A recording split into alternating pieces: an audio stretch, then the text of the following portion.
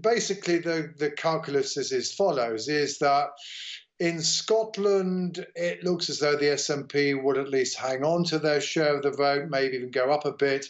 But meanwhile, one of the things we have to remember is that, indeed, across the UK as a whole, both the Conservatives and the Labour Party are down on where they were in 2017. So even if the SNP simply stands still, given that pretty much every seat in Scotland is marginal, and certainly virtually all the seats that the SNP lost in 2017 are marginal, it seems very likely that the SNP are going to end up with more MPs, and maybe as many as 48 or 50 or so. Then the Liberal Democrats. Well, the Liberal Democrats, admittedly, are down a couple of points in the polls today, so who knows, maybe they'll go down a bit further. But at the moment, at least, 30 or so Liberal Democrat MPs seems a not unreasonable expectation. So that gets us to perhaps the 80 mark or so.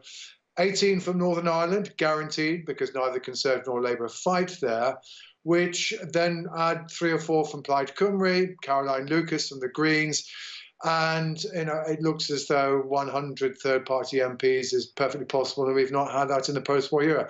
And the reason why this matters, or even any figure relatively close to it, is that the more third-party MPs there are inside the House of Commons, other things being equal, the more difficult it is for either Conservative or Labour to win an overall majority.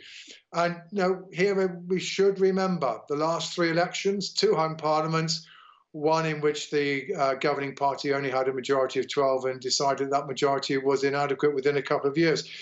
These were not accidents, and the fact that we are now at least have a high probability of there being more third-party MPs just makes it even less likely that we will get anything. We won't necessarily get a hung parliament, but it's not terribly likely at the moment that we're going to get a landslide majority of the kind that we saw in 1983 or 1997.